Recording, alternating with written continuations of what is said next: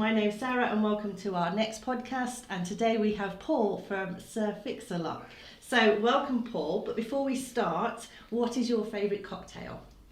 It'd have to be Sacrilege, which I do down in Tagamont downtown. It's called Sacrilege because it's a mixture of whiskey and bourbon. Oh. Which sounds disgusting, but tell you what, it is. They put some sours in it, and it's just an incredible drink. Oh, okay. Yeah. So as in like cherry sours or? I don't know what type of sours it is. No sours in it, but it's only a little bit. More of the combination, the sacrilege of mixing whiskey and bourbon together. And I wouldn't normally drink anything like that, but what they mix it with just makes it very smooth and drinkable on its own. It's not a harsh drink. Okay. So I like it. And it is smoked casket as well, so there's a bit of theatre to it as it's arising. Okay. So a bit of dramatic cocktail. Always worth a video. Okay, right. Who are you and what do you do? I'm Paul Montgomery and I am a locksmith here in Plymouth. Okay.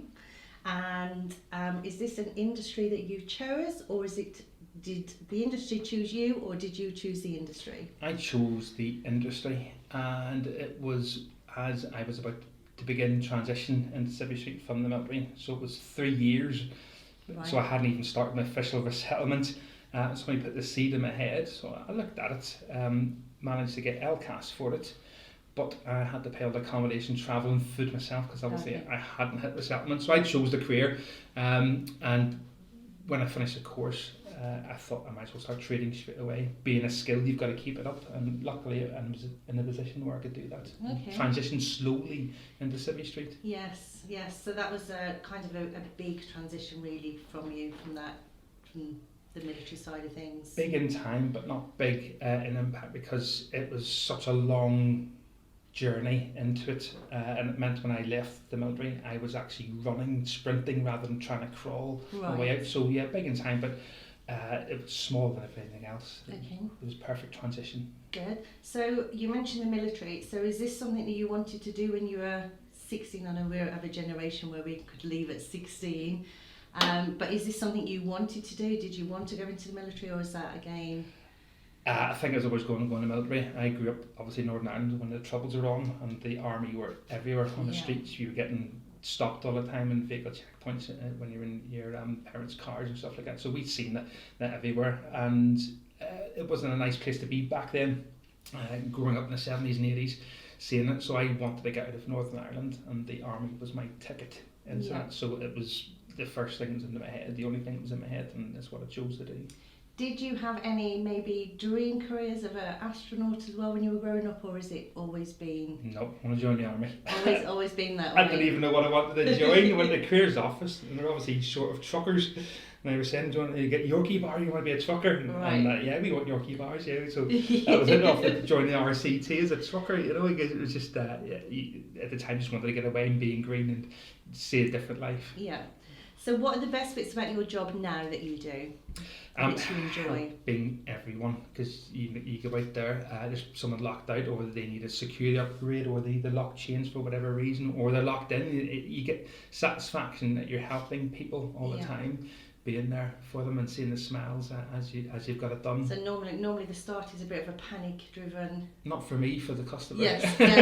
I suppose panic for me when I first started out, because you're unsure of your skills and it takes a long time to get the experience to come up. So I don't panic anymore, and neither do my employees. They've been given the best tools and the best training. And you just deal with the customers that are panicking when they've got keys left in cars. They're panicking, and I put them at ease before I even arrive. Not that I've ever left my keys in my car. My friend did once, and I think I learnt from her experience because we did it on a night out.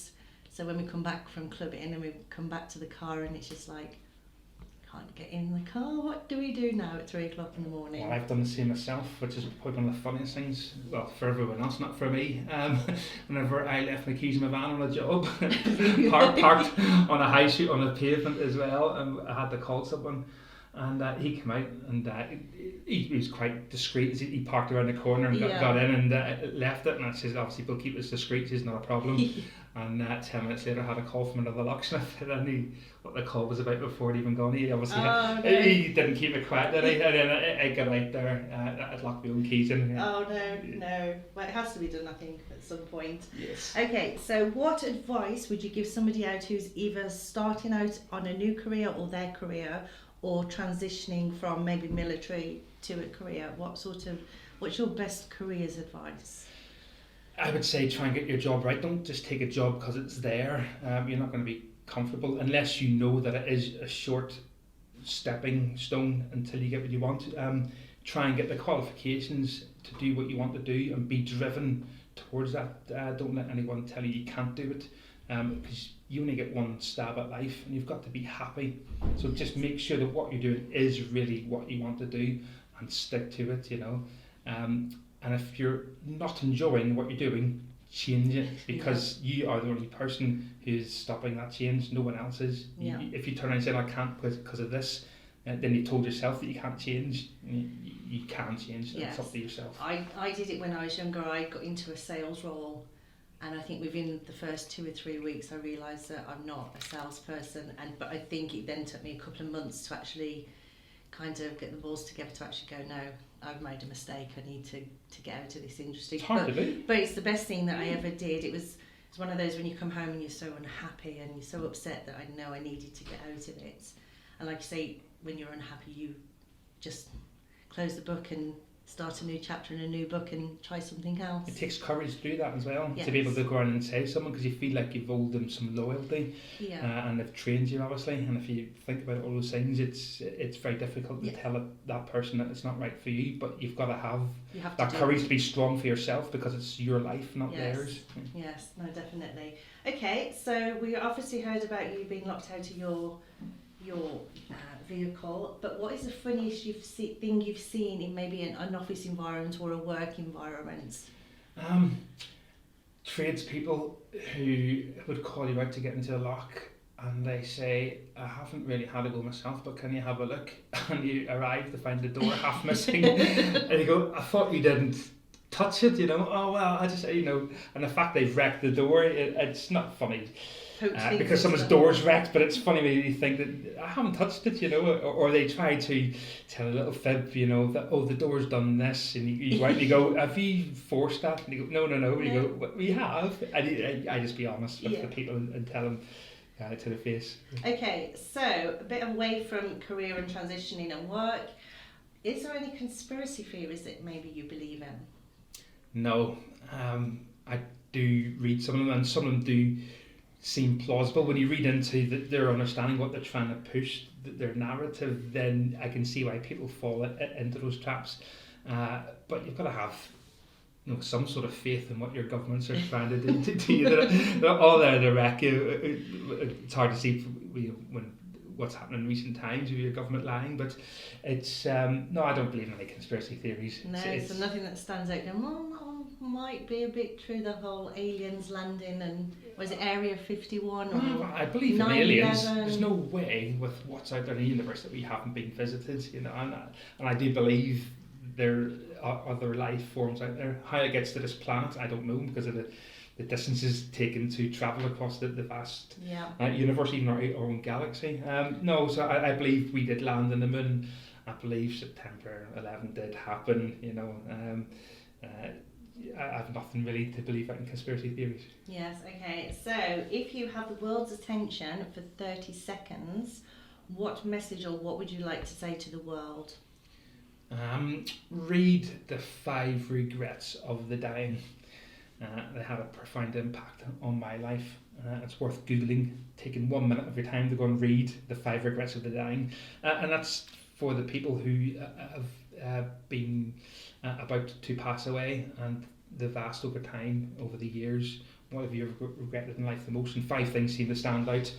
So read them and learn to live your life and realise that it's quite precious and it's yours, not anyone else's, and go out there and do things that are going to make you happy for the rest of your life. And it's just be nice as well. Actually, just be nice to the people. If you can't be nice, then keep quiet and don't say anything. That's very true, and especially with social media, there's a lot of hate and a lot of people that interject their opinions onto people when there's no need for it, and we're all entitled to our opinions on subjects, but if there's no need for it and it's going to cause harm and upset, then we're also entitled to keep our mouth shut Yeah, and realise just, it's going to cause hurt and just walk away. Yeah. Just don't type.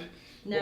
Close the keyboard and walk away. And it is hard, and I think that's a hard thing in life. A lot of people have opinions, and me for one, I value people's opinions, but my attitude is, you can tell me your opinion, but I don't have to agree. No. And just don't force your opinion then on me if I don't agree with it. And people tend to now kind of do try and force it, and especially over social media, they do try and force their opinions onto people, which there's no need for it. Or even having the courage to say to people, I mean, there's people I know who have a different opinion politically from myself, you know, but I like them for other things, you know, and we have other things in common, and it's important to talk about things we have in common rather than things that we disagree on. Yes. And certainly politically, it's best to sometimes Just we're not talking about that and say we're not talking about that tonight. Let's talk about this and that, and actually you can have a good night. You know your boundaries on each side. Yeah, and that's quite important. So another question: if you could interview a famous person, dead or alive or both, who would it be and for what reason? I would love to hear, I don't know about interviews, I think it'd be too starstruck, but I'd love to hear Freddie Mercury's voice live. Just to hear that, and actually David Bowie as well. I recently heard an a cappella version of Under Pressure. Right. It's another one that go on Google and YouTube there, an a cappella version of Under Pressure, and you can hear their voices, and they are incredible. Yeah. And I was never really into them. I mean, it was popular music, but I wasn't like really into them. And I mean, there's a song by the Stranglers called "Everyone Loves You When You're Dead." There's never a truer word said, you know. And it's literally when someone passes, you know, you think you're going to miss that, and that's why it's important to grab those things. Those, if you see something in life that you want to go and see, potentially go and do it then, because whenever people go, you're going to regret it, and there's nothing you can do about it after that point. You know, you need to live in the moment. Yeah, and I think live, I'd love to meet Dave Grohl. I think he's just brilliant. Right. I read his book, and he's just 1,000 miles an hour. He's just professional. Everything, do it all or don't do it. You know, but he just does it all, and he's so professional. He works so hard, and you can hear it in his book. It's so passionate about everything, and it rubs off, and you feel like you want to do it as well. Yeah. You know, so I'd love to meet Dave Grohl. I think definitely. Yeah, no, that's good. Okay, so one of the last sort of bit of not professional questions is, if you could have any superpower, what would it be? Now I know this one is a very tough one for a lot of people, because there are so many different things that they could pick. But if you had to just pick one, what would the one be?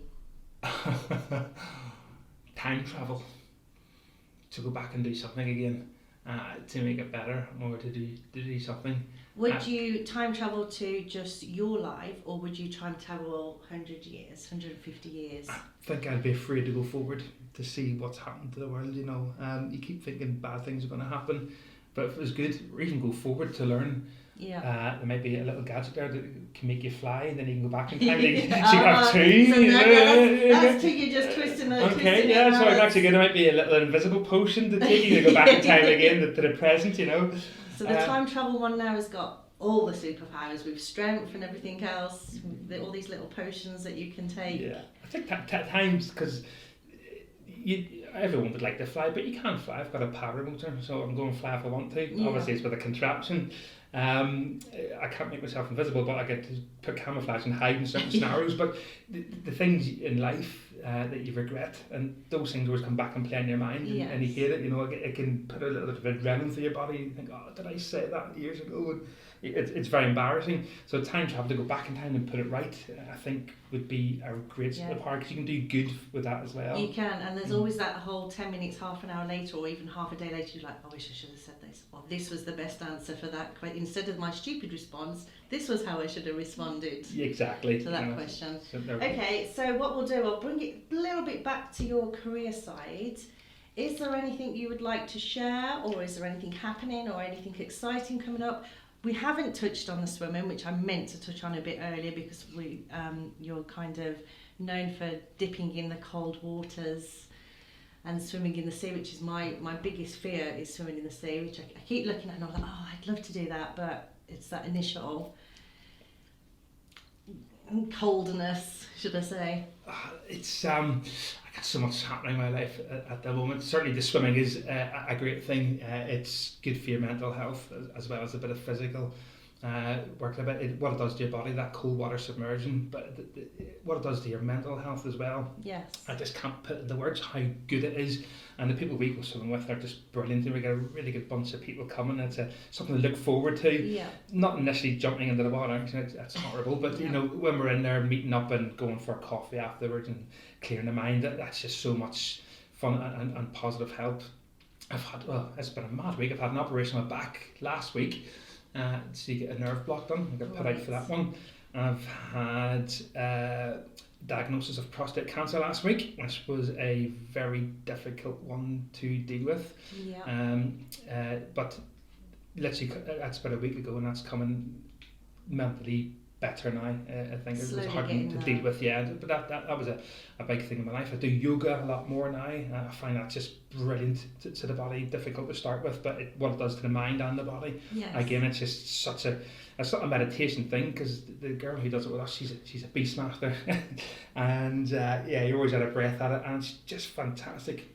Yoga, building the strength up, and and feeling good. Yeah, I used to do yoga, and is it the warrior position? Yes. And I always remember doing it, and kind of my legs started the top of my thigh, and within a couple of weeks, you like your legs down to your calf, and you don't realise what you're doing to your body just by standing in a position for however many seconds. It feels like hours sometimes you stand in the positions, and it is amazing. Because I just thought, yoga is just stretching. It's just a relaxation thing, and then you realise actually, and then a couple of weeks later it's like, oh, now I can touch my ankle now. My literally my hand was started at my thigh, so it is. I do need to try and get back into yoga and exercises general.